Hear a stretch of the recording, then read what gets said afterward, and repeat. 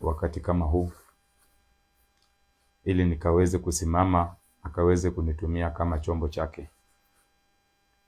Nashukuru Mungu sana kwa sababu ya kila mwanadamu na kila kiumbe ambacho ameumba, kwa sababu kila kitu ambacho Mungu ameumba ni cha muhimu kwa utukufu wake na ni cha maana sana kwa maisha ya kiumbe kingine. Nataka kuzungumzia mada ambayo inasema malipo ya maamuzi yako. Kila kitu katika hii dunia chenye unafanya kiko na malipo yake. Mtu asikuje kukudanganya kwamba kuna kitu ambacho unafanya na hakuna malipo. Kila kitu ambacho unafanya katika hii dunia kuna malipo. Na malipo ni aina mbili. Malipo ya kwanza utavuna baraka. Malipo ya pili kuna kuvuna laana. Na kila kitu ambacho unafanya kinakuja baada ya kufundishwa. Mungu anakufundisha sasa na anakupatia mwelekeo wa kuchagua. Yeye mwenyewe anasema ya kwamba nimewafundisha na yenye nimewafundisha ni mazuri, lakini nataka mchague mema, msichague mambo mabaya.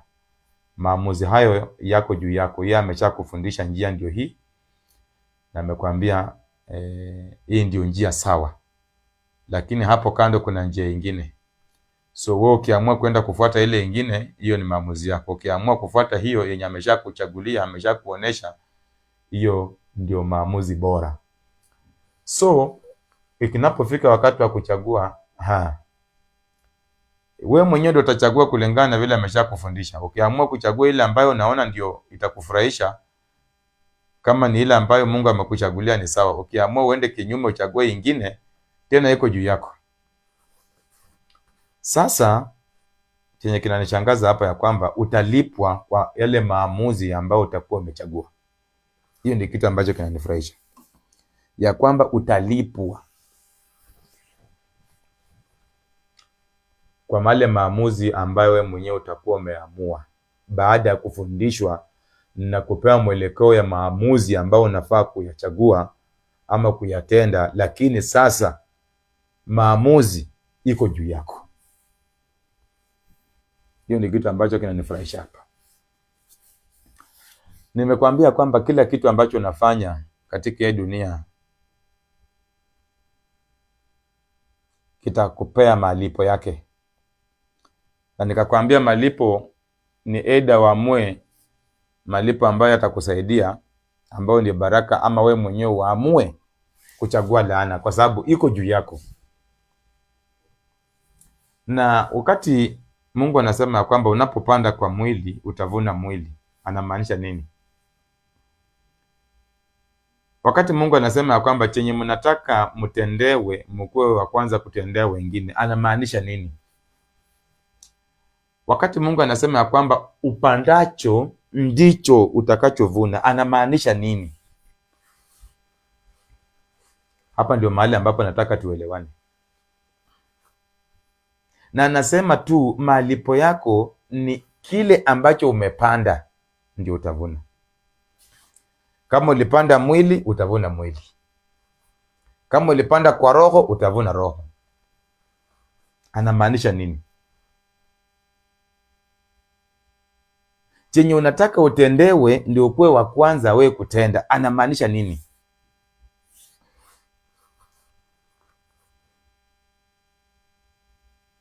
Ukiamua ya kwamba utaamua uchague laana na ameshakwambia chagua baraka, ufike pale mbele mambo ikuwe ngumu, utalaumu nani? Hayo ndio maswali ambayo nataka tuzungumzie. Malipo ya maamuzi yako wewe, sio maamuzi ya anko yako, sio maamuzi ya kaka yako ama babu yako ama nyanya yako, sio maamuzi ya serikali na marafiki na ndugu yako. Maamuzi yako, malipo ya maamuzi yako wewe mwenyewe vile umeamua. na unaamua baada ya kupewa mwelekeo tayari ya kwamba huu ndio mwelekeo. Sasa wewe ndio utaamua kama unataka kuenda na ule mwelekeo ama uamue unataka kuenda mwelekeo ambao unaona kulingana na wewe, lakini malipo yapo. Ukiamua kuchukua mwelekeo ule ambao umepewa, kuna malipo yake ambao ndio baraka, ambao itakuwa ni manufaa kubwa sana, itakuwa fanaka kwako. Umechagua amani, umechagua utulivu, umechagua unyenyekevu, umechagua uvumilivu. Ama ukatae kuchagua hivyo, uamue uchague usherati, uchague wivu, uchague chuki, uchague vitina, uchague magombano, uchague husuda, uchague chuki, uamue uchague wizi na ukahaba na kila aina yote ya takataka. Hiyo wewe ndio umeamua. Lakini utafundishwa na utaambiwa cha kuchagua. Ndio usikuje baadaye pale mbele kuanza kulaumu. Utakuwa umepewa mpaka majibu. Unafundishwa mpaka unapewa majibu, lakini wewe mwenyewe ndio utaamua malipo ya maamuzi yako. Nimekuambia na vile utakuwa umeamua iko na malipo yake. Ukisoma neno la Mungu, Mungu anaambia watu ya kwamba mimi ninawafundisha mkae katika hii njia ambayo ndio njia ya utakatifu, na malipo yake ndio haya mkikaa katika hii njia. Nimewafundisha tena njia ya kufuata ni hii ya utakatifu, lakini kando yake tena kuna njia ingine ya uharibifu, njia ambayo ni ya kuangamiza, ya kuua. Ukiamua kuchagua hiyo njia, malipo yake ndio haya. Anakueleza nini malipo yake? Ni kifo, uharibifu, malipo yake ni wizi. Ndio maana njia anasema ya kwamba ukiamua kuchagua njia ya shetani, ujue tu katika njia ya shetani kuna uharibifu, kuna wizi na kuna mauaji. Ukiamua kuchagua hiyo njia, jua tu hiyo vitu ndio utapatana navyo katika hiyo njia. So umeamua kuchagua njia ya laana, ukaamua kuchagua njia ya wizi, njia ya uharibifu, njia ya kifo. Sasa usitarajie kitu yote mzuri katika hiyo njia. Sasa chenye kinanishangaza siku ya leo, malipo ya maamuzi yako. Hii kitu inanishangaza. Mtu anaamua kuchagua giza, anachagua kifo, anachagua laana, anachagua wizi, mauaji. Mtu huyo anachagua vitu vyote viovu. Akishamaliza kuchagua, anatarajia malipo mema. Mtu ameamua kuchagua kifo, mauti, lakini anatarajia uvumilivu, anatarajia wema, anatarajia kiasi. Unaweza chaguaje kifo na hapo anatarajia kuishi? Tuzungumze tu kweli wapendwa. Unajua ukweli ndio utatusaidia. Mtu amechagua wizi, mtu amechagua uharibifu, lakini anataka kuishi. Katika njia ya uharibifu, je, kuna kuishi? Katika njia ya wizi, njia ya mauaji, kifo, mpendwa, kuna kuishi katika hiyo njia kweli? So cha kunishangaza siku ya leo ya kwamba watu wanapochagua mambo maovu, mambo ya kuangamiza, katika yale maamuzi yenye wameachagua, malipo yake wanataka mema. Hiyo ni kwa injili tu, lakini kwa mambo ya dunia wanaelewa. Turudi katika sasa mambo ya dunia. Kama mzazi wako, wewe ni mtoto wake, amekufundisha vile unafaa uishi, amekuelekeza njia mzuri, umekataa, kweli unatarajia mzazi huyo aendelee kukupenda na kukufanyia mambo mazuri? Mzazi akiwa na watoto 9 ama watoto 10 ama watoto 3, kwa watoto 3 mmoja ndio mtiifu, mmoja ndio mtoto ambaye ameamua kuambatana na maamuzi mema ya mzazi, mzazi atapenda watoto wote, ama atafurahia kupenda huyu mmoja ambaye ni mtiifu. Hata akitaka kubariki hao watoto ataanza na huyu. Kama kuna kitu chochote atakuwa nacho cha kutuza watoto wake 3, ataanza na yule ambaye ni mtiifu. Mimi nakwambia ukweli, huyo ni mzazi tu.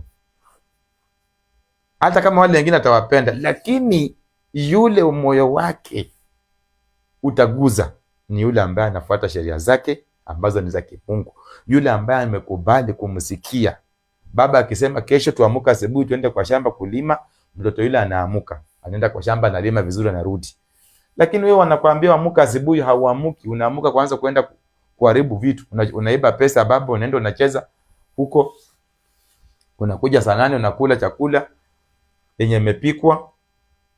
Ingine unachukua na mwago unaharibu, alafu unaenda, alafu unataka baba akupende. Kweli inaendanga hivyo? Waje tuna turudi katika mfano mwingine. Hata kwa serikali ya hii dunia, kama wewe hautaki kuambatana na serikali, wewe ulikuwa ndani ya serikali, hautaki kuambatana na mambo ya serikali, unapinga, wewe ndio unapanga mambo mabaya kwa hiyo serikali, utaendelea kwa hiyo serikali, utatolewa. Serikali haitakuruhusu ukuwe msaliti ndani yake. Serikali haitaruhusu msaliti ndani yake, haiwezi. Mimi nakwambia ukweli, haiwezi. Hata wewe mwenyewe unajua.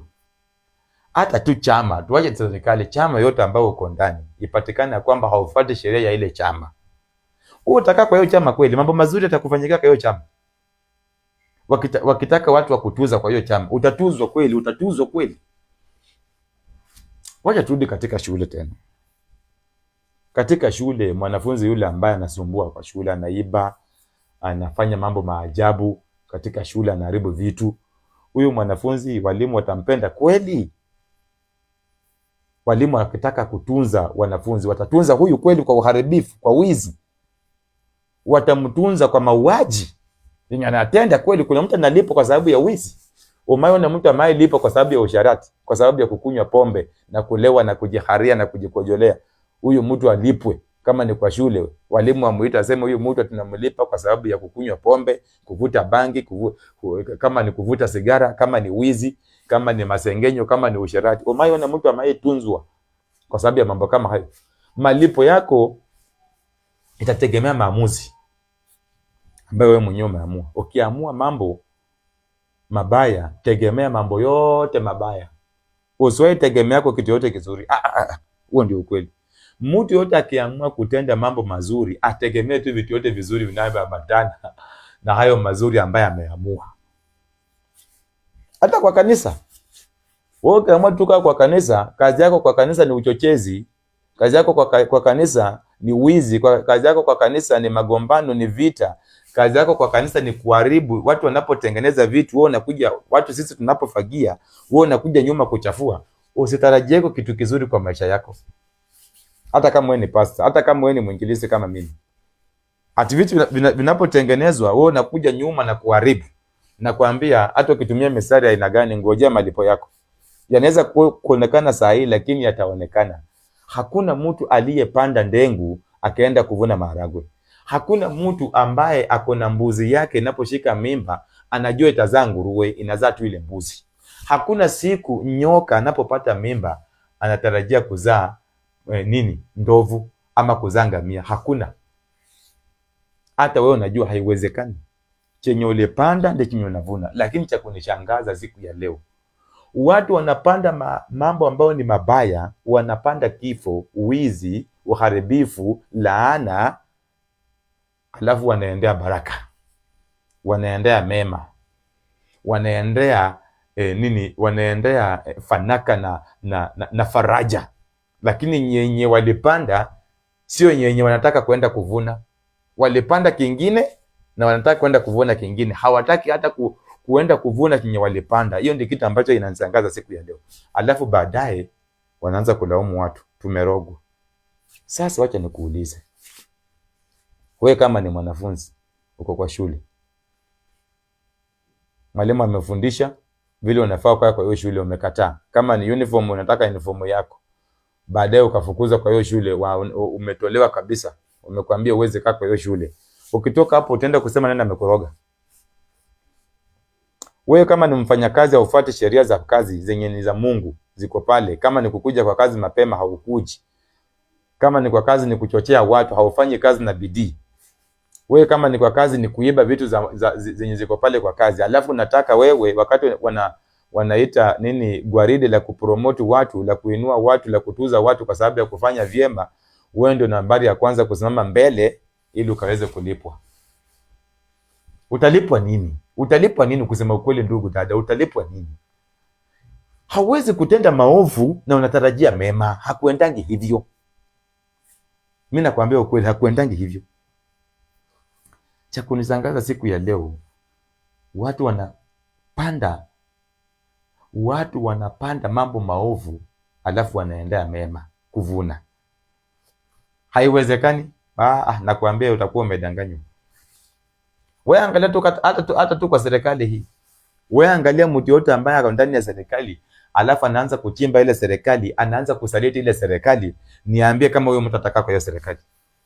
Atatolewa aenda jiunge na serikali yake ya wasaliti.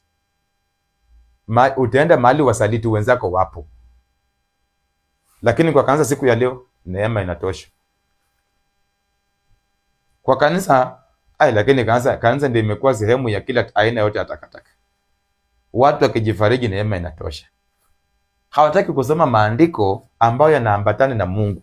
Mungu amesema ya kwamba unapoamua kuchagua laana, malipo ya laana ndio hii. Inapoanza kukutendekea, unawekea babu yako, unawekea bosi yako, unawekea serikali, unawekea majirani na marafiki na shangazi yako na shosho yako, yani nyanya yako aliyekufa ama hata mwenye ako hai, unawekea mama yako, sijui niseme nini. Ati ndiye amekuroga. Mimi hapa hivi kusema tu kweli, ninaabudu Mungu, nimekataa sheria ya Mungu. Mungu anadili na mimi kulingana na malipo ambayo mimi malipo ambayo nimeamua kulingana na maamuzi yangu. Alafu naanza kusema ati mama ndiye ananiroga. Naanza kuzingizia dada zangu na ndugu zangu ndio wananimaliza. Na ni mimi mwenyewe ninajimaliza. Ukweli, wapendwa, hivyo kweli? Utalipwa tu kulingana na maamuzi yako. Mpendwa, kama ulipanda ndizi, endea ndizi. Wacha kuendea avocado na fenesi. Mpendwa, kama ng'ombe yako ameshika mimba, tarajia tu ndama ambao ni ng'ombe. Wacha kutarajia nguruwe, wacha kutarajia mbuzi, wacha kutarajia jirafu pale na ndovu na simba. Wachana nayo. Ile ambayo umepanda, endea tu hiyo. Siku ya leo watu wengi wanalipwa kulingana yale mambo ambayo wamepanda. Nakwambia ukweli. Siku hizi hiyo ndio utalipwa, haijalishi muda gani ambayo itachukua. Wewe panda mema, na kuambia haijalishi muda gani utalipwa hiyo mema. Labda uachane yale mema, ugeuke tena uanze kupanda mengine ambayo sio yale ambayo ulipanda mwanzo. Ukipanda mema, mimi nakwambia ukweli, subiri, haijalishi muda, utaenda tu kuvuna yale mema. Lakini kama ulipanda mabaya, mpendo, nakwambia kwamba utaendea tu yale mabaya. Nakwambia haijalishi kama utaomba na kufunga, kama utakesha, haijalishi kama utasaidia wajane na mayatima, haitafanyika jambo la kufanya Mungu awachane na yale yote ambayo umetenda maovu. Haya mengine yenye unatenda ati amfunike ni kama kuhonga Mungu. Hapana. Malipo ya maamuzi yako ndio nakwambia utaendea. Katika hii dunia watu wengi wamepanda mambo mabaya wakitarajia kuenda kuvuna mema. Hiyo ndio kitu nimeona siku ya leo. Hata watu wengi ambao tumeokoka, tunaenda mahali tunapanda mambo mabaya, alafu tunatarajia baada ya muda fulani kuvuna mema kwa yale ambao mabaya tuliyoyapanda. Haiwezekani. Yale maamuzi ambayo Mungu alikwambia fuata hii njia, na akakwambia katika hii njia kuna baraka, katika hii njia kuna uzima, katika hii njia kuna kufanikiwa, kuna ushindi, kuna mema. Yeye mwenyewe akakwambia chagua hiyo, ukakataa, ukaenda kwa njia ya laana, njia ya kifo. Alafu katika hiyo njia ndio unataka kuendea baraka. Unatembelea kwa njia ya kifo na unataka kuendea baraka kwa hiyo njia. Baraka haziko katika njia ya kifo. Ushindi hauko katika njia ya kifo, njia ya wizi, njia ya uharibifu. Hautapata ushindi pale. Ushindi utaipata katika njia ya uzima, njia ya baraka, njia ya kutenda mema, njia ya utakatifu. Hapo ndio utapata ushindi. Lakini kama ulipanda magugu, alafu baadaye unataka kuendea njugu, unataka kuendea ngano, endea tu magugu zako yenye ulipanda. Kwa sababu hiyo ndio imekuwa shida siku ya leo katika maisha. Alafu baadaye tunaanza kulaumu wachungaji, tunalaumu watu katika kanisa, tunalaumu serikali, tunalaumu kila aina yote ya mtu tunayepata katika maisha. Baada ya sisi kuamua yale maamuzi yetu ambayo tuliamua ya giza, tunapolipwa kwa hiyo giza ambayo tuliamua, tunaanza kukataa na kuweka lawama mahali ingine. Mimi nataka nikusihi tu katika jina la Yesu Kristo ya kwamba malipo ya maamuzi yako kubaliana nayo.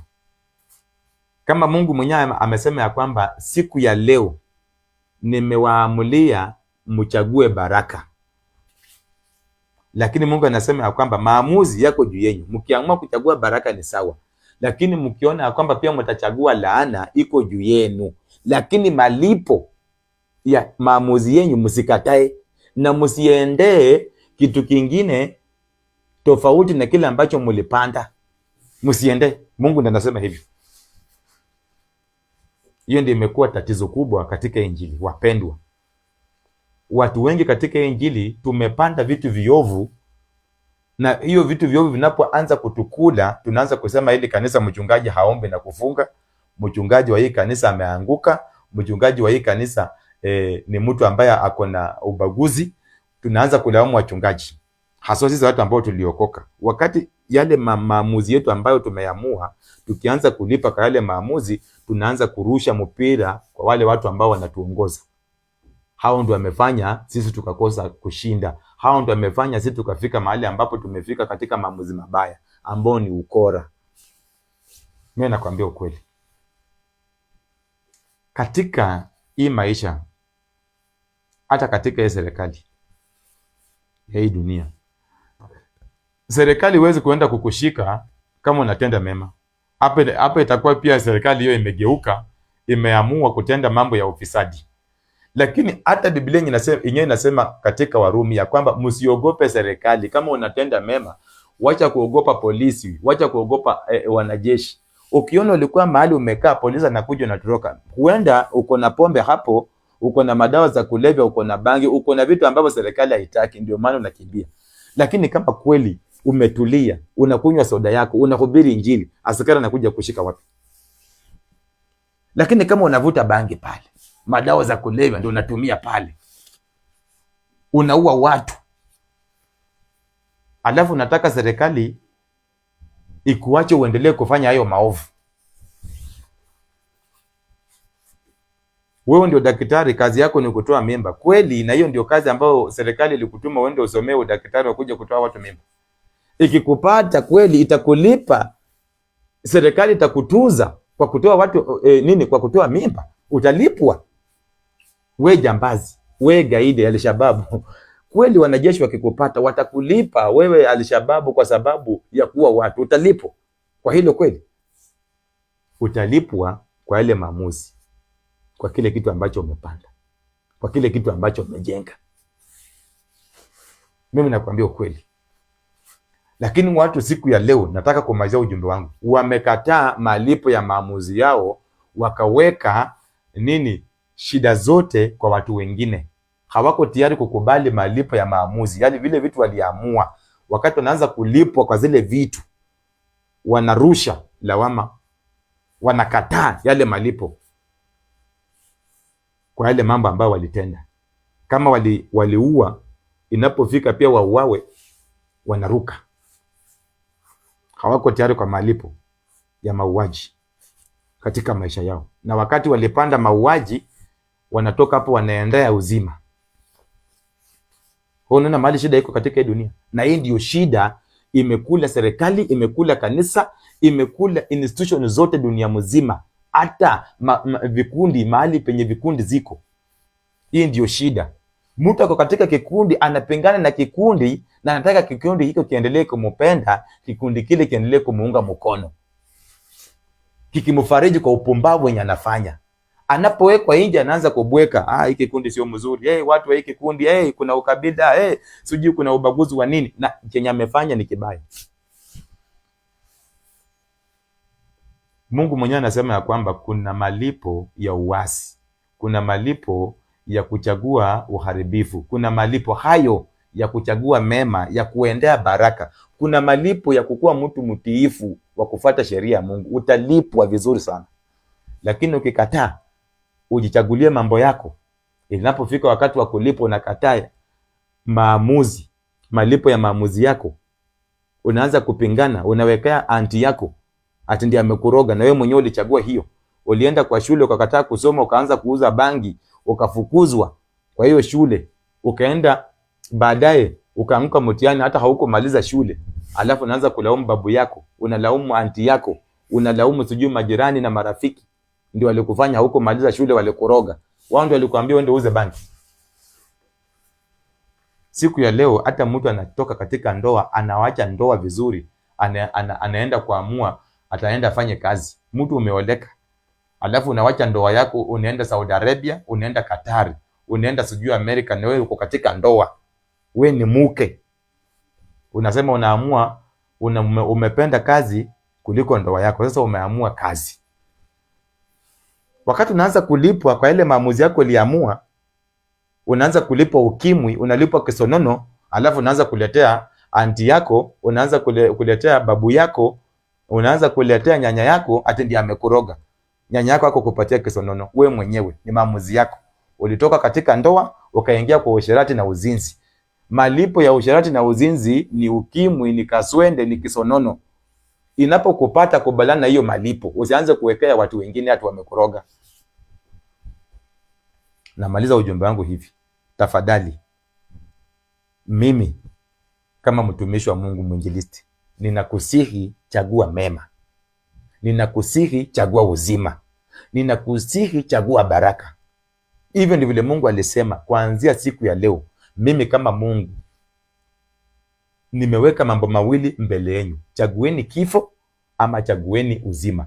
Chagueni baraka ama chagueni laana. Lakini mimi Mungu ninawachagulia uzima na baraka. Lakini nyinyi wenyewe mkiamua kuchagua laana, hiyo iko juu yenu. Malipo ya laana ikianza kuwafuata, msianze kulaumu watu wamewaroga. Na hivyo ndivyo kwa siku ya leo. Ndio maana ninataka kumaliza uadui ya siku ya leo katikati ya wanadamu. Ni maamuzi yako ndiyo yanakumaliza ama yamefanya ukasonga katika hatua nyingine. Ni maamuzi yako. Baada ya kufundishwa na Mungu, alikuambia hii ndio njia, lakini ukakataa. Ukaamua uchague laana, uchague kifo. Ulikataa kuchagua baraka, ukakataa kuchagua uzima. Sasa wakati umekuja kulipwa, unaanza kuzingizia watu. Na umeweka uadui, umelaumu watu wote. Kama ni kwa kazi, umelaumu wafanyakazi. Kama ni kwa mahali unaishi, majirani wote. Kama ni kwa boma yenu, umekosana ndugu zako na familia mzima, jamii yote. Kwa sababu ya maamuzi yako mwenyewe. Hayo ndio malipo yako. Ulianza kulipwa, ukakataa. Kama ni kwa serikali, umelaumu serikali yote. Rais amelaumiwa, polisi, wanajeshi, kila idara, kila wizara umelaumu. Lakini wewe ndio shida. So, kubaliana na maamuzi yako. Malipo yake yanapokuja, kubaliana na yatakuja kulingana na kile kitu ambacho ulifanya nini, ulipanda. Ndio maana hata katika Biblia Mungu anasema kwamba unapotembea katika sheria yake, malipo yake ni haya.